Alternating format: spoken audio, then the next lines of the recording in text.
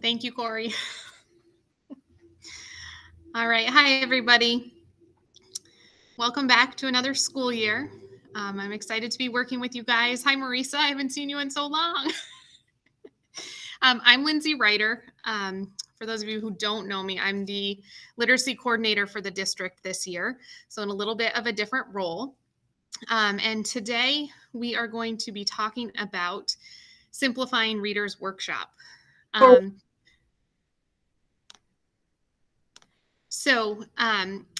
Just to give you a little bit of background, our goal today is just how to simplify things. When I was a classroom teacher, I loved the Daily 5 and it worked beautifully for students. However, I know that I got burned out from working so hard to find relevant activities that supported the model that weren't busy work. I remember spending hours and hours and hours planning and copying and trying to get things done, and you just get burned out doing that. So today our goal is to figure out how to simplify Reader's Workshop. So I'm going to attempt to share my screen here. I have been having technical difficulties with this, so if I freeze, I will be back.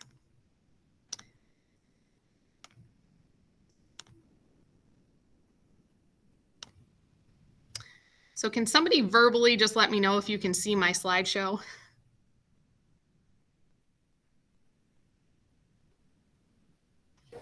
Yes. Thank you very much. I'm sorry, I can't see you any longer. So if you guys have any questions, just feel free to jump in and stop me.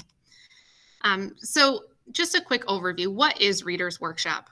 It's a framework that provides modeling of skills and allows the students to do the work, not the teachers. And it provides inherent differentiation and responsive teaching. So like I said, I was a Daily 5 teacher. In Daily 5, that includes read to self, read to someone, listen to reading, work on writing, and working with words. So it has all the good components of a Reader's Workshop, but it takes a lot of effort and planning. Another type of workshop model that I have seen done is called 4 blocks. And in that has guided reading, self-selected reading, writing, and working with words. And finally, the one we're going to talk about today is Reader's Workshop.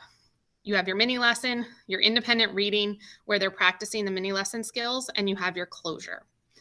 So as you can see, it's definitely simplified.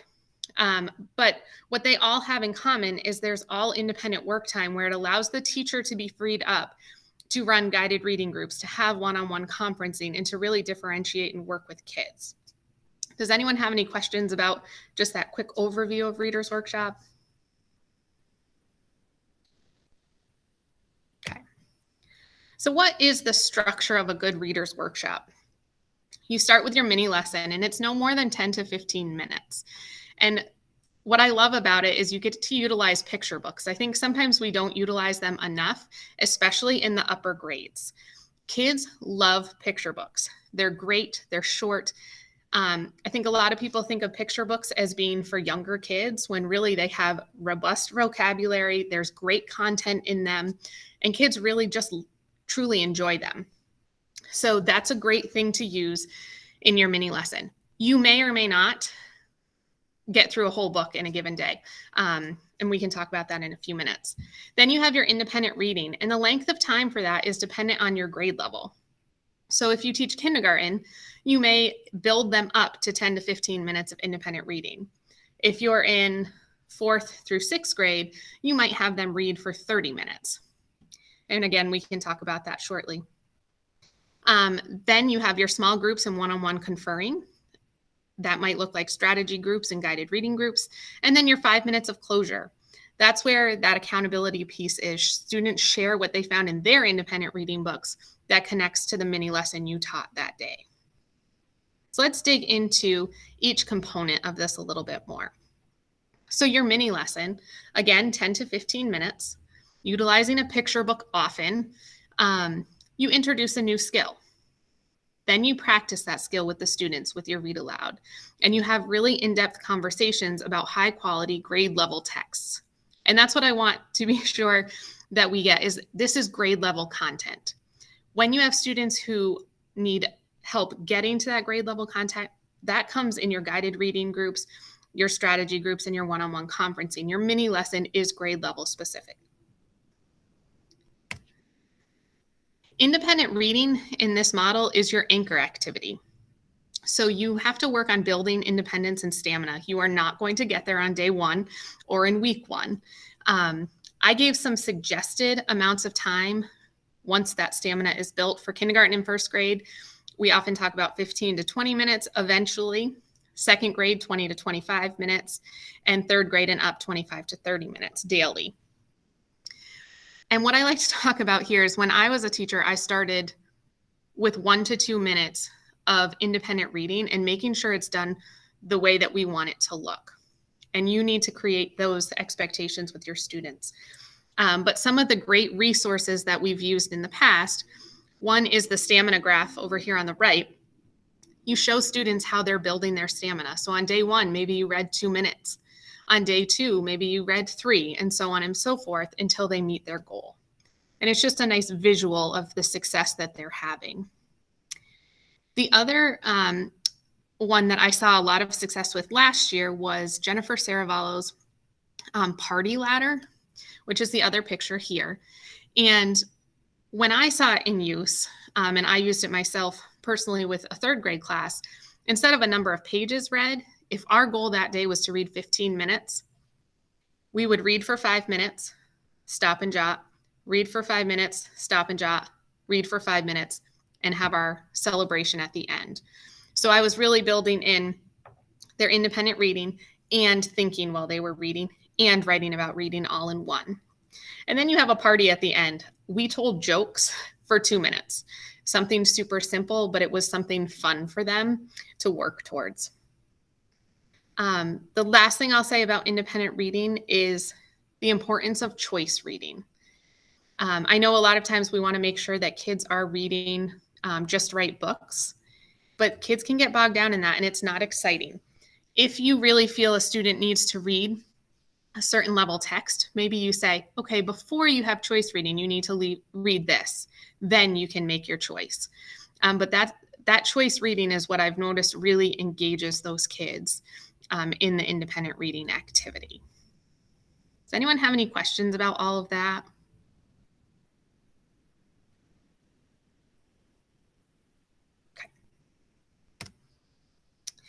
The other important piece is writing about reading, and that's really incorporated into your independent reading time as well. When I was teaching second grade recently, I did the independent reading, and then right afterwards, we did a quick writing about reading. We didn't get to the point, I wasn't there very long, to get the writing about reading in the independent reading block. I also want to make sure they're reading enough. So some teachers use sticky notes, others use journals, some use both. You can set that up however you'd like. But if you're working on a character unit, you might have sticky notes that track the characters across the book. And then at the end of the book, you're able to analyze how did the character change from the beginning to the end, which was a second grade standard that we worked on this past year. You might track how does a character respond to events throughout the story, and what does that tell you about the character once you're done reading. There's lots of different ways you can do stop and quick jots on sticky notes or in a journal. Then about once a week, I recommend doing an extended response. And in second grade, these were the expectations. You had to have a sentence with your title and author. You had to have a 2-sentence retell of the story and include at least one detail of thinking about the book. So that might be talking about characters. It might be making a connection. And then include evidence to support that detail. And finally, a rating of the book. Did you like it? Did you not like it? And why? So definitely doable, and it really gets our kids writing more and thinking about text. This might be where we think about what Katie Novak said this morning. Does it always have to be a written response? Could they record their response and make sure they tell us all of these different pieces? So there are ways to make this more universal for our students. And on the far right here is a very simplistic model of an anchor chart. What I like to do when I'm teaching is any mini lesson I have, whatever the goal is that day, I quickly write it on an anchor chart so that the students can go back and use that for their sticky notes and extended responses.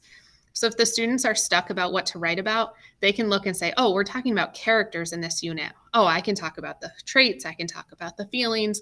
I can predict how the character will solve a problem, so on and so forth. So it's just a nice resource to have hanging in your room for each of the units that you teach. So for many of us, we have much more time than that 10 to 15 minute mini lesson and the 20 to 30 minutes of independent reading time. Lexia is a great thing to have as another independent activity. There's great purpose behind it. It's independent, and it gives us great data for us to use for strategy groups or one-on-one conferencing. So what I've seen happen is your mini lesson, and then the students can have a choice. Do I want to do Lexia first or my independent reading? And then they flip-flop. So it's just a nice independent activity to have so that, again, the teacher has more time to work one-on-one with students or in small groups. Then if you have additional time, which would be excellent, this might be where you could put in some more choice activities. As Katie Novak told us this morning, they have to be closely tied to our learning targets. So the question I always ask myself and teachers is, what is the purpose of this activity? If you can't identify the purpose being closely tied to a learning target, it's not an activity we want them to be doing. It would feel more like busy work to them.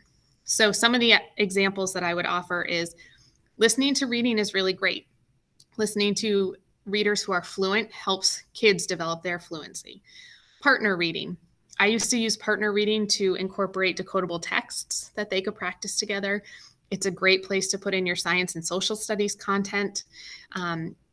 And kids really enjoy it. Helps them work on their fluency reading out loud. And the final thing would be word work.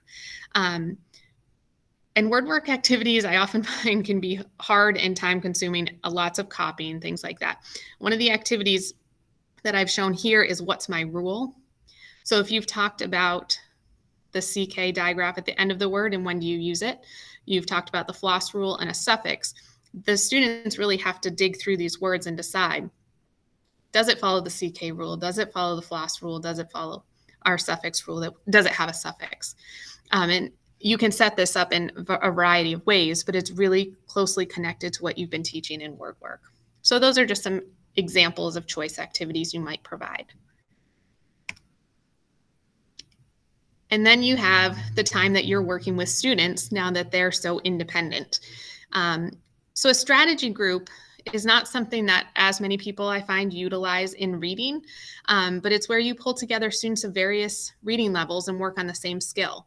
So if you have a bunch of students who are struggling to identify the main idea, they bring with them their independent reading book. You might do a mini lesson on how to identify the main idea, and they work in their independent reading books to identify the main idea in a small group. Versus a guided reading group when you're all reading the same text. So a couple notes about guided reading groups. You often preview the story. The book should be at their instructional level most often. And then students are whisper reading. So gone are the days of popcorn reading and round robin reading. There's so much research out there that tells us that students need to be doing the work.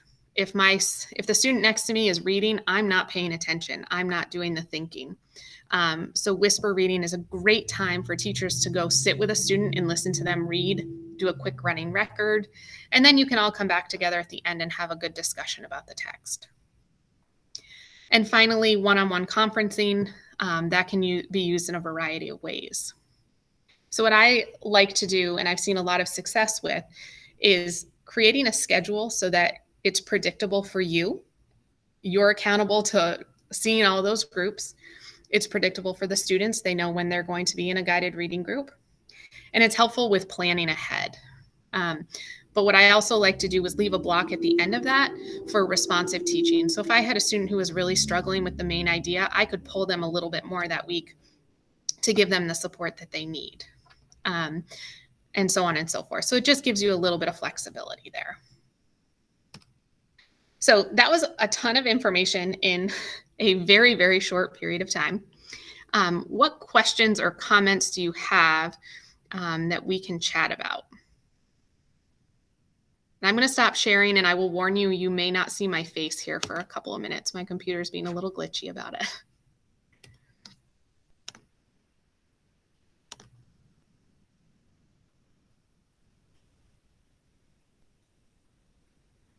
Any thoughts about how you've seen this work or tips that you have for other teachers about simplifying the Reader's Workshop? Hi, I teach kindergarten in Wells, and last year I did use the Jennifer Saravello strategies, and I created a PowerPoint for each lesson, mini lesson. They were really mini. I think sometimes she refers to them as micro, actually. So there was always the learning target and I can statement on the board, which helped me and the kindergartners stay focused. So I feel like after listening to you that I have a really good, solid place to start to build that. Excellent. Excellent. Those Jennifer Saravello books are so wonderful. If you aren't familiar with them, she writes the reading strategies book and a writing strategies book. She has a wide variety of other books as well, but these two are really great. If you're not sure how to teach a specific strategy, they're all one page and they give you example anchor charts to use and things like that. So Sierra, I agree with you. Great resource. And many of us have them laying around. So if you need one, reach out and we can probably get a copy.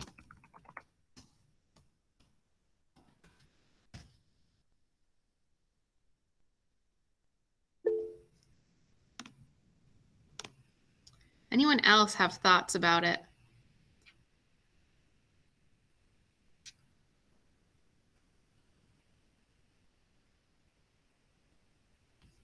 I can't see everybody's faces on here. I'm sorry.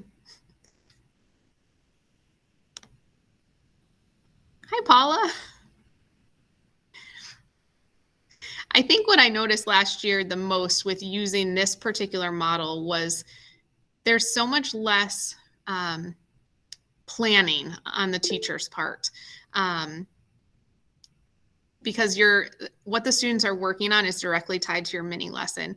Like I said, in Daily 5, I used to just be so overwhelmed with the planning. Margot, did I see your hand go up?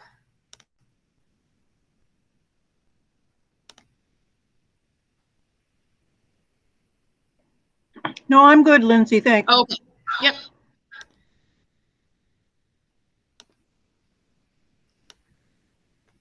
I know we have lots of great literacy teachers on here.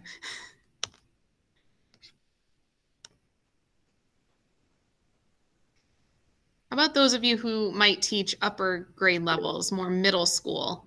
Have you had success with the Reader's Workshop in those grade levels?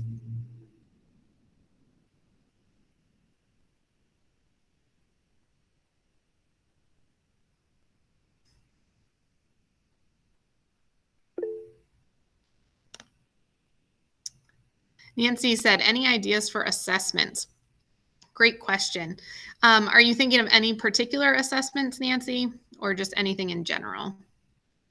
Because there's several that I could talk about. No, I haven't taught reading in about 10 years, and I will this year. And I'm just, I want to give kids choice. I want them, reading a lot and reading independently and having time in class. But I just, how do I assess that they're moving along beyond just the conferencing part? And great question.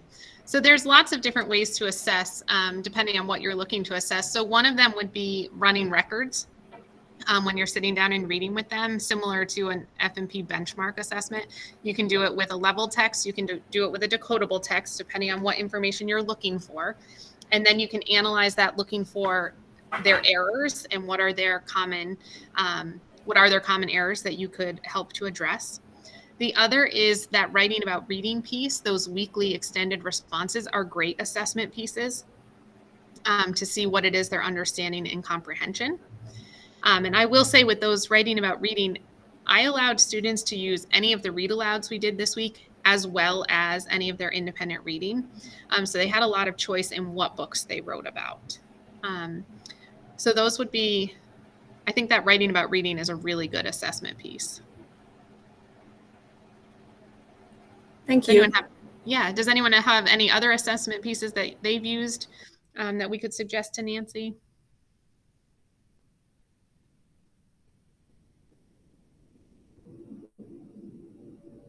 Okay. The other thing that I will say is Reader's Workshop, the mirror of that is Writer's Workshop. it should look very, very similar. At least 50% of your writer's workshop should be students writing. So you have your 10 to 15 minute mini lesson, students go off and practice that, and then you have your closure. So they are mirror images of each other. And it is really important that we all have that writer's workshop in our daily schedules as well. And Erin mentioned, yes, the MyView program that West Rutland has online assessment. So it also, Nancy, depends on what school you're at, what you might have access to.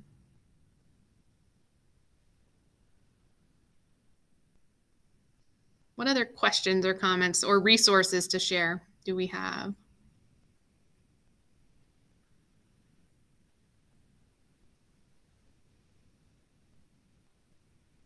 Sierra, go right ahead.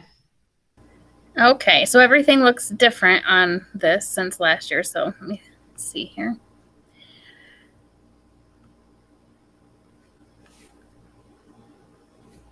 Let me know, please, when you can see it. We can see it. Thanks, Sierra. Sure. So this is right out of the book. So Lindsay, you're probably like thinking you're reading a page of it. So here's the learning target. So anytime, anyone walked in, they could see exactly what the students were working on. And it was great because somebody could come in and just go join a group of students, which was really cool. The chart that Lindsay mentioned, this is just right out of the book, and I uploaded it, and it was really great for remote, especially because I could publish it right to the classroom, but I'm just going to reuse it for my readers workshop this year. And then in the note section, it gives you all these great prompts that you can ask if you're, tongue-tied or something while you're working with your students. So it's really great, and it does not take long to present. The kids love it. They have that visual piece to reference if they forget, while they go to do their independent work. So I really loved it last year, and after listening this morning, I'm ready to build off from it. So it was worth putting the time in for. That's great, Sierra. Thank you. You're welcome. So I just did it for every week for kindergarten.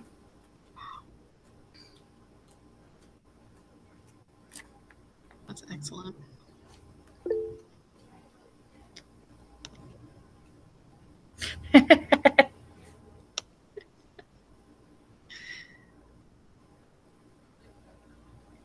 Did I stop presenting? Yes, you're good. Okay. Yep. I left a lot of time open for discussion and questions. So if there's any other questions you have not about Reader's Workshop, we can certainly talk about those things as well.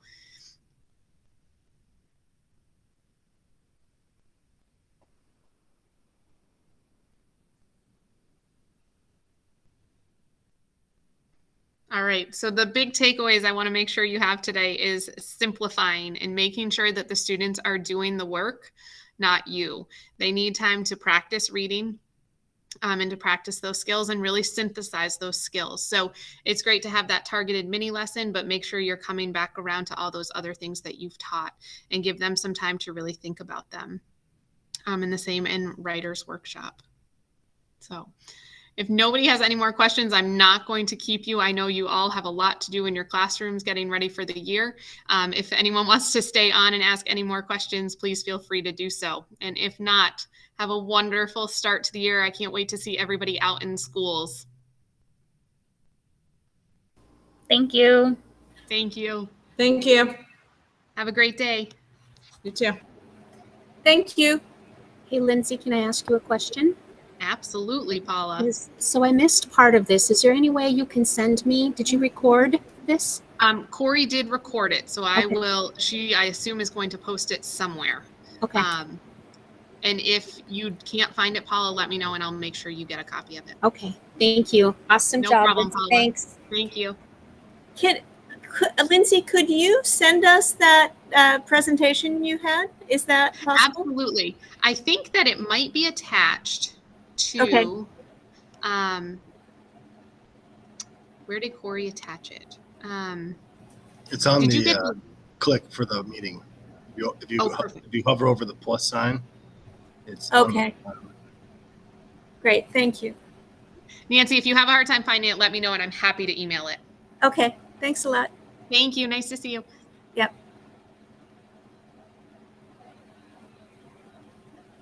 Wade, how are you doing? Are you ready to go?